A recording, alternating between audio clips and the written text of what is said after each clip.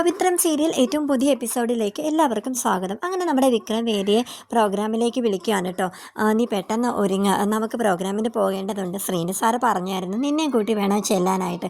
പെട്ടെന്ന് ഒരുങ്ങി നമുക്ക് ഒരുമിച്ച് ഇറങ്ങാൻ എന്നിങ്ങനെ പറയുകയാണ്. അപ്പോൾ അവളിങ്ങനെ ആലോചിച്ച് ഇങ്ങനെ നിന്നിട്ട് ഒരുങ്ങാനായിട്ട് പോകാൻ കേട്ടോ. പിന്നെ കാണിക്കുന്നത് നമ്മുടെ രാധയാണ്. രാധയുടെ വീട് അവൾ ഓട്ടോറിച്ച് ഇങ്ങനെ കഴുകിക്കൊണ്ടിരിക്കുകയാണ്. അപ്പോൾ അടുത്ത് അമ്മ അച്ഛൻ എല്ലാവരും ഉണ്ട്. അങ്ങനെ ഒരു മീകച്ചവടക്കാരി അവളുടെ അടുത്തോട്ട് വന്നിട്ട് ഇങ്ങനെ പറയുകയാണ്, എടി നീ എന്നെ കാലത്ത് കണ്ടപ്പോൾ എന്താ പറഞ്ഞത്? വിക്രം വേദിയെ വീട്ടിൽ കൊണ്ടാക്കി എന്നല്ലേ? എന്നിട്ട് അവൻ പിന്നെ അവളെ തിരിച്ചു വിളിച്ചുകൊണ്ട് വന്നല്ലോ എന്ന്. അപ്പോൾ രാധ പറയാണ്, ആര് പറഞ്ഞു? ഇന്നലെ രാത്രി വിക്രമേട്ടൻ വേദിയെ കൊണ്ടാക്കിയെന്ന് നന്ദിനിയേട്ടത്തി എന്നെ വിളിച്ചു പറഞ്ഞതാണല്ലോ എന്ന്. അതേടി, ഇന്നലെ രാത്രി അവളെ അവൻ വീട്ടിൽ കൊണ്ടാക്കിയതാ. എന്നാൽ അതുപോലെ തന്നെ കാലത്ത് തിരിച്ചു വിളിച്ചുകൊണ്ട് വരികയും ചെയ്തു.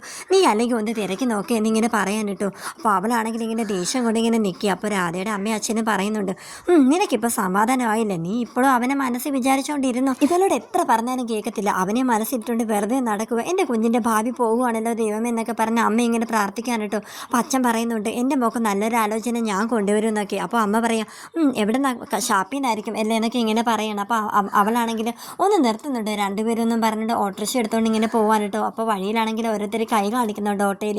അവളാണെങ്കിൽ ഇങ്ങനെ നിർത്താതെ ആ പ്രോഗ്രാം നടക്കുന്ന സ്ഥലത്തോട്ട് ഇങ്ങനെ പോകുക. അവിടേക്ക് നമ്മുടെ നന്ദിനി ഏട്ടത്തെ ശ്രീജേടത്തിനെ ഇളക്കുകയാണ് കേട്ടോ. നമുക്ക് കൂടെ പ്രോഗ്രാമിലേക്ക് പോയാലോ എന്നും പറഞ്ഞു. അങ്ങനെ ശ്രീജേടത്ത് പറയും, എന്നാൽ ശരി നമുക്ക് പോകാമെന്നും പറഞ്ഞ് അവർ രണ്ടിനും കൂടെ പ്രോഗ്രാമിന് എത്തുന്നുണ്ട് കേട്ടോ.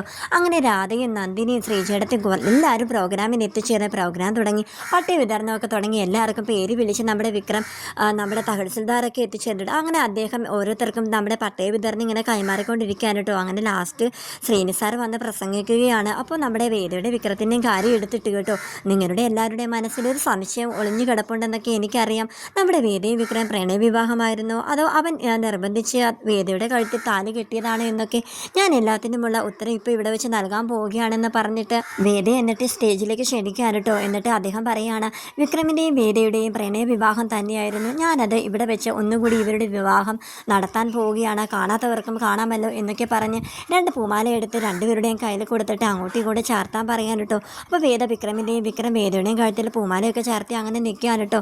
രാധയാണെങ്കിൽ ഇതൊക്കെ കണ്ടിട്ട് അവൾക്ക് സങ്കടം കൊണ്ട് ഇങ്ങനെ നിൽക്കുകയാണ്. അവിടെ കണ്ണുനീര് വന്ന് അവൾ കരഞ്ഞു തുടങ്ങി കേട്ടോ. അങ്ങനെ അവളെ ദേഷ്യത്തോടെ അവളിങ്ങനെ അവിടുന്ന് പ്രോഗ്രാം സ്ഥലത്ത് നിന്ന് ഇങ്ങനെ ഇറങ്ങിയാണ് കേട്ടോ. നന്ദിനിയടത്തെയും ശ്രീജടത്തെയും കൈയടിച്ച് അവിടെ ഇരിപ്പുണ്ട് കേട്ടോ. നന്ദിനിയെ കണ്ടാലേ എന്തൊക്കെയോ കണക്ക് കൂട്ടലുകൾ മനസ്സിലുണ്ട് എന്ന്. പാവം ശ്രീജ അവിടെ മനസ്സിൻ്റെ സന്തോഷം മാത്രമേ ഉള്ളൂ. അവളിങ്ങനെ കൈയടിച്ച് ഇങ്ങനെ വിക്രമിനെ വേദയെ ഇങ്ങനെ നോക്കിക്കൊണ്ടിരിക്കുകയാണ് കേട്ടോ. വിക്രമിനെ വേദയും കാണിക്കുമ്പോൾ വേദയുടെ മനസ്സിൽ സ്നേഹം ഇങ്ങനെ തുളുമ്പി ഇങ്ങനെ നിൽക്കുകയാണ്. വിക്രം വേദയുടെ കണ്ണിലേക്ക് ഇങ്ങനെ നോക്കി നിൽക്കുകയാണ്.